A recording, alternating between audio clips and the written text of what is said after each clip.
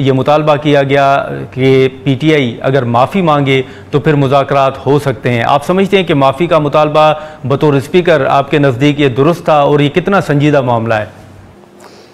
ये एक इसने सेंस ये इसलिए संजीदा मामला है कि इसकी आड़ में पाकिस्तान भर में हमारे कारकुनों पे, हमारे लीडरों पे, हमारी बहनों पे, हमारी बच्चियों पे, हमारे बच्चों पे तशद्दुद हुआ, उनको हरासा किया गया, उनके घर गिराए गए, किसी के कपड़े उतारे गए, किसी के साथ ईंटें लटकाई गई, किसी की फिल्में बनाई गई। ये सारा कुछ हुआ है इसमें और आपके पास ये फिल्में सारी मौजूद होंगी। अगर आप नहीं चला सकते किसी मजबूरी की वजह से तो वो अकेला बात है, ठीक है।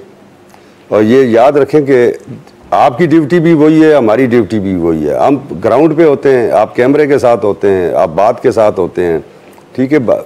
हमारा जॉब थोड़ा सा करीब करीब ही है और आपका जिस दिन आप कुलियतन आज़ाद हो गए ना, तो मैं ये कहता हूँ कि बहुत सारी बातें ऐसी मंजर आम पे आ जाएंगी कि जो इस मुल्क के लिए बहुत बेनिफिशियल होंगी।